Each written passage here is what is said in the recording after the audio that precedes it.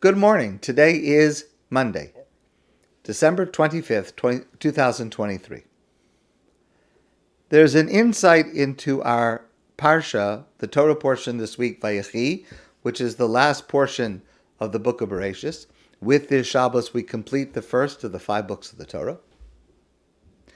I shared this many years ago from Rabbi Dovid Fox, Rabbi Dr. Dovid Fox. And this insight, tragically and hopefully, has a new life, a new layer of meaning this year. Near the beginning of our Torah portion, Yaakov gives a bracha, a blessing, to his grandsons. And it's such a beautiful, wonderful bracha. Jews all over the world still recite this bracha.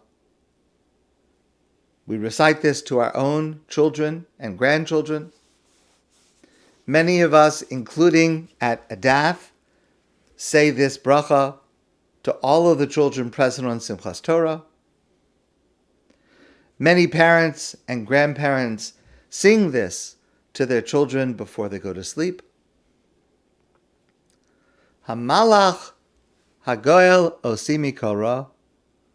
Yaakov says to his grandsons, he says, the angel who represents God, who carries out the will of God,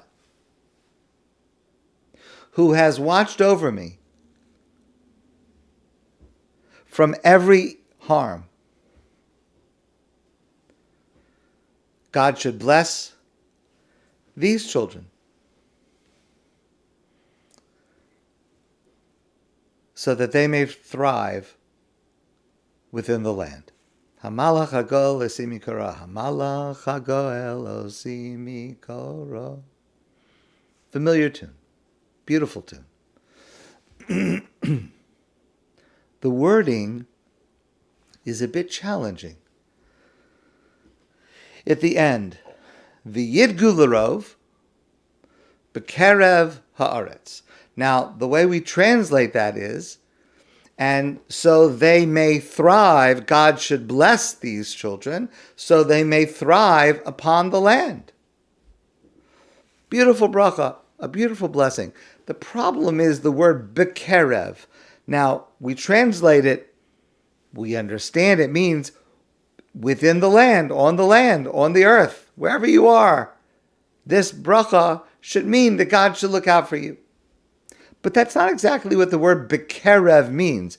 Bekerev means something that is inside of something else, something that is in the middle of something else. Normally, we talk about people walking on the land, on the earth. Protect all of the children on the earth. That makes sense. What exactly do we mean when we say we want God to protect the children within the earth? So Dr. Fox quotes one of the medieval commentators who says that Yaakov, when he gave this blessing, was vigilant about the eventual unfolding saga of his descendants. And Yaakov foresaw a time when Jews would have to hide in fields or in forests. They would have to conceal themselves to save their lives and or to save their ability to maintain their Jewish identity over and over again throughout Jewish history.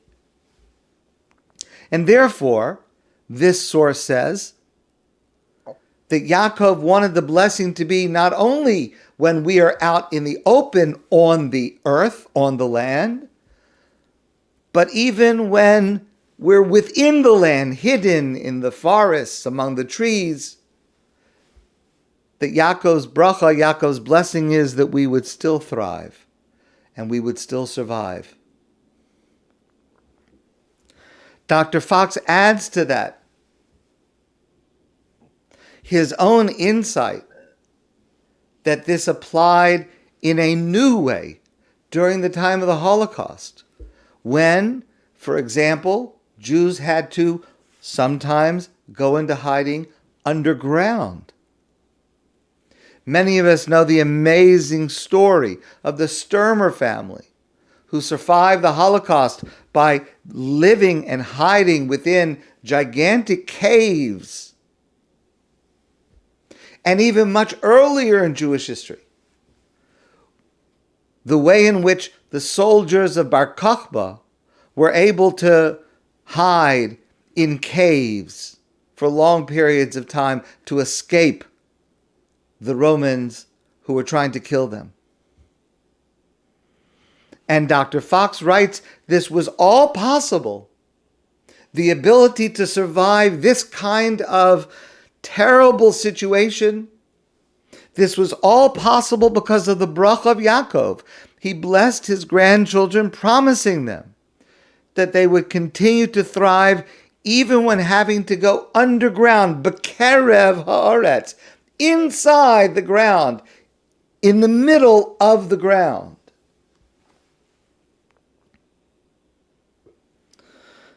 For us today, of course, there is a new application of this prayer.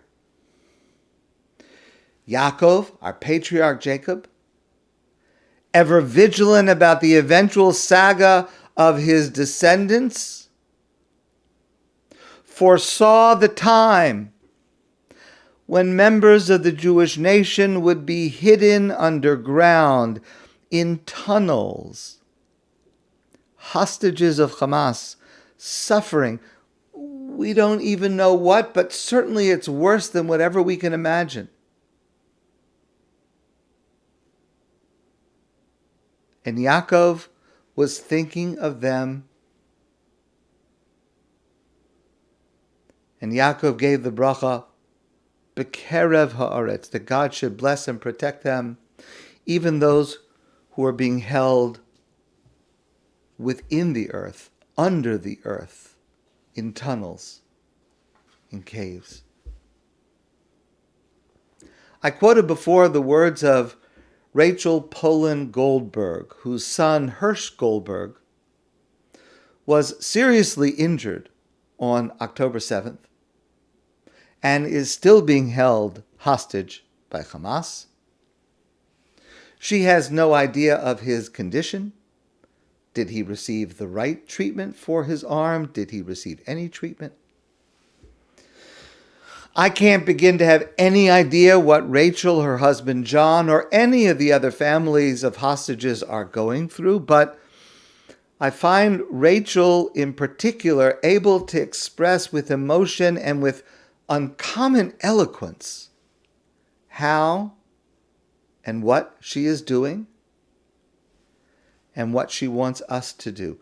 I had the privilege to hear her speak in Washington, D.C. at the rally. And if you remember, I shared many of her words with you at that point, at that time. Last week, she gave another interview, which she does every day. So the question was, it's been 69 days since Hersh was captured. As I say, this was last week.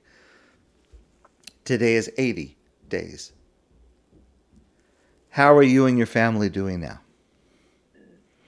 She answered, it's not describable how any of us are doing. It's not describable to people who haven't gone through it. Thank God, not many people have been through what we, the hostage families, are going through. We got up every morning and we have to pretend to be people. Because in order to save them, we have to function. And in order to function, you have to pretend to be a person. So that's what we do.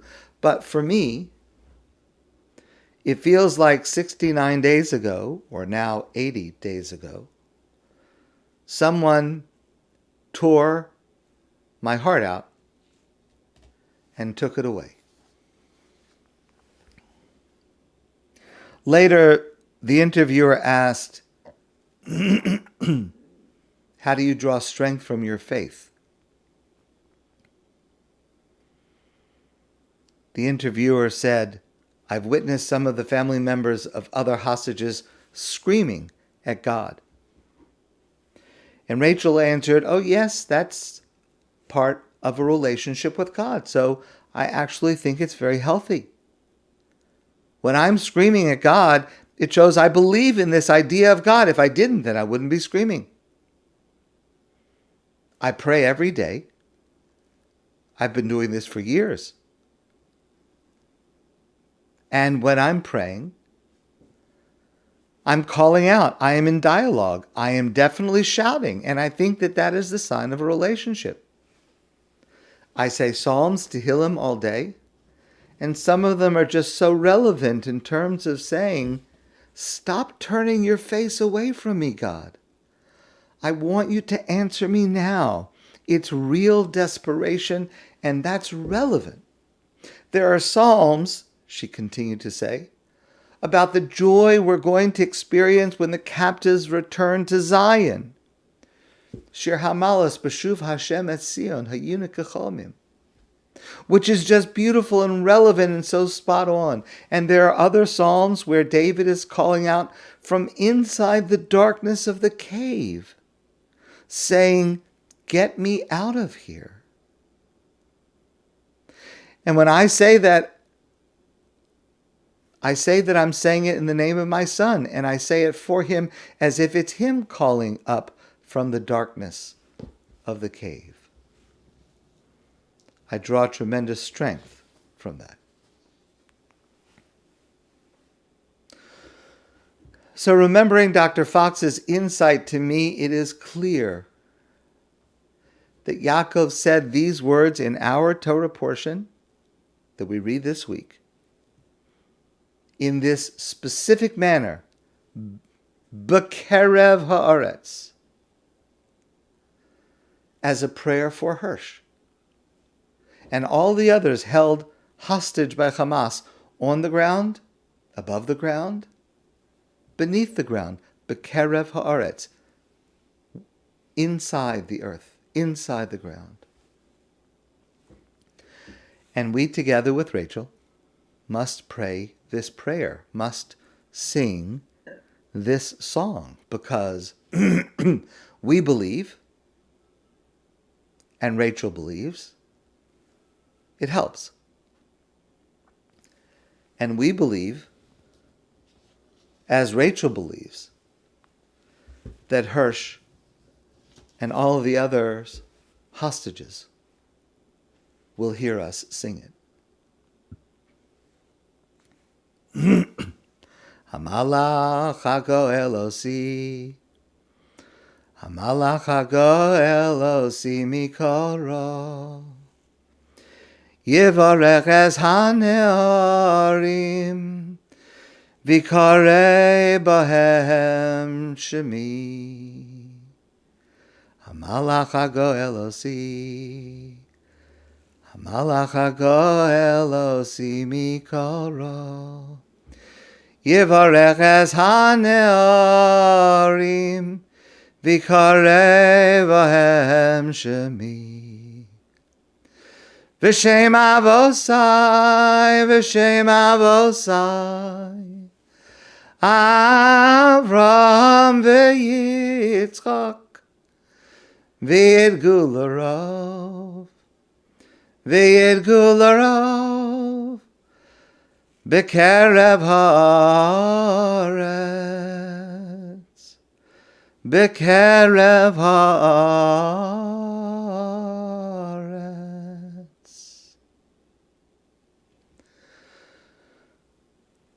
My friends, I wish you a good day. I hope that you will sing this song from Yaakov to Hersh and the others.